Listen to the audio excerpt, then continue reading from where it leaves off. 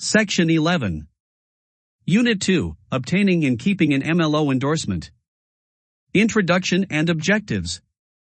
Lesson 1, Obtaining an MLO Endorsement. Lesson 2, Renewing an MLO Endorsement. Lesson 3, MLO Activities. Lesson 4, Penalties for MLO Violations. Lesson 5, Avoiding Dual Agency when acting as an MLO. Lesson 6, CA Mortgage Loan Originator Study Sheet. CA Mortgage Loan Originators. Study Sheet. Terms. Mortgage Loan Originators, MLOs. Perform certain mortgage-related activities for residential mortgage loans. Are regulated by the Secure and Fair Enforcement for Mortgage Licensing Act of 2008, SAFE Act. Must be registered with the Nationwide Mortgage Licensing System and Registry, NMLS. Residential mortgage loans: any loan to purchase, refinance, or construct a residential property, or a home equity line of credit. Dwellings are 1 to 4 unit residential property, includes condos, co-ops, mobile homes and trailers used as a residence. Obtaining an MLO endorsement for a California real estate license. Education: complete 20 hours of pre-licensing. Examination: pass a national and state test. Fingerprints: pass a background check. Credit report: demonstrate financial responsibility. Renew annually by December 31st. Complete 8 hours of continuing education. Submit renewal application and fee. MLO activities.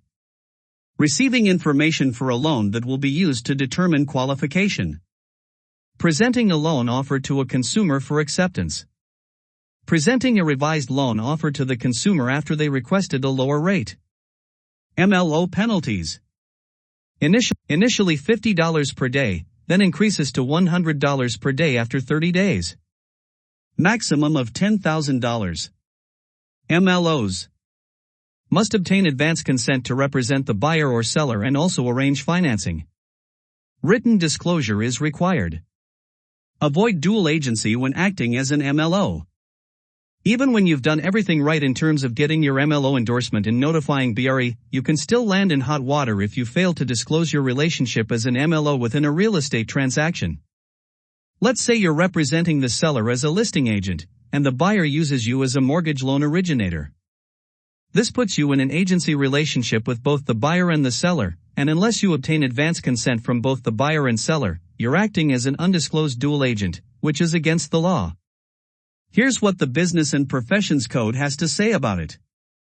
Regardless of whether the transaction is a sale, a lease, or a loan, a real estate broker can become the agent of all principals to the transaction, and the broker should only so act with the knowledge and consent of all principals to the real estate loan, real property, or real property secured transaction.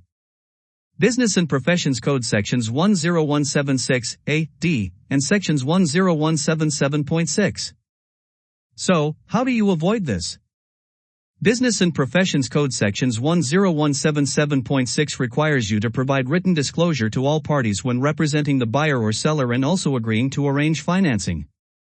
Failure to do so can result in a return of any compensation you receive, a rescission of the transaction and additional disciplinary action. Culver v. Jowdy, 1991, 1 calorie Apifor 300, 304-305, citing Glenn v. Rice, 1917, 174 calories, 269, 272. Penalties for MLO violations. Violations. Mortgage loan originator, MLO, violations include failures by the licensee to notify the California Department of Real Estate of MLO activities. Obtain the MLO endorsement prior to acting as an MLO. Comply with federal and state MLO laws. Penalties. Licensees can be penalized for each day they act as an MLO without proper endorsement or without notifying California DRE. The penalties include $50 per day for each day up to and including the 30th day after the first penalty. $100 per day for each subsequent day. A maximum of $10,000. MLO activities. Appendix A of the SAFE Act, see below, provides examples of actions that are and are not MLO activities. The list is not all-inclusive, but can help determine activities an MLO must perform versus an assistant or other person without an MLO endorsement. Taking a loan application. MLO activity.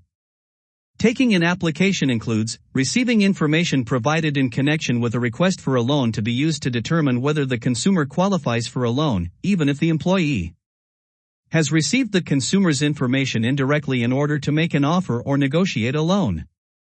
Is not responsible for verifying information. Is inputting information into an online application or other automated system on behalf of the consumer. Is not engaged in approval of the loan, including determining whether the consumer qualifies for the loan. Not an MLO activity. Taking an application does not include any of the following activities performed solely or in combination. Contacting a consumer to verify the information in the loan application by obtaining documentation, such as tax returns or payroll receipts. Receiving a loan application through the mail and forwarding it, without review, to loan approval personnel. Assisting a consumer who is filling out an application by clarifying what type of information is necessary for the application or otherwise explaining the qualifications or criteria necessary to obtain a loan product. Describing the steps that a consumer would need to take to provide information to be used to determine whether the consumer qualifies for a loan or otherwise explaining the loan application process. In response to an inquiry regarding a pre-qualified offer that a consumer has received from a covered financial institution, collecting only basic identifying information about the consumer and forwarding the consumer to a mortgage loan originator. Receiving information in connection with a modification to the terms of an existing loan to a borrower is part of the covered financial institution's loss mitigation efforts when the borrower is reasonably likely to default. Offering or negotiating terms of a loan. MLO activity. Offering or negotiating the terms of a loan includes presenting a loan offer to a consumer for acceptance, either verbally or in writing, including, but not limited to, providing a disclosure of the loan terms after application under the Truth in Lending Act, even if further verification of information is necessary. The offer is conditional. Other individuals must complete the loan process.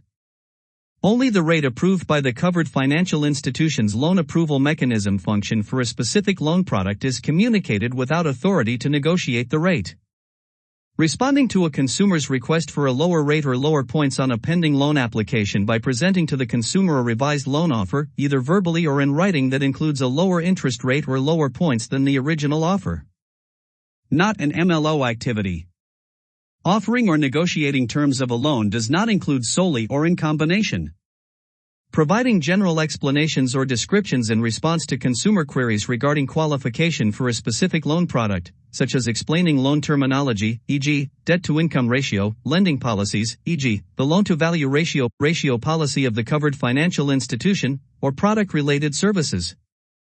In response to a consumer's request, informing a consumer of the loan rates that are publicly available, such as on the covered financial institution's website, for specific types of loan products without communicating to the consumer whether qualifications are met for that loan product. Collecting information about a consumer in order to provide the consumer with information on loan products for which the consumer generally may qualify, without presenting a specific loan offer to the consumer for acceptance, either verbally or in writing. Arranging the loan closing or other aspects of the loan process, including communicating with a consumer about those arrangements, provided that communication with the consumer only verifies loan terms already offered or negotiated. Providing a consumer with information unrelated to loan terms, such as the best days of the month for scheduling loan closings at the covered financial institution.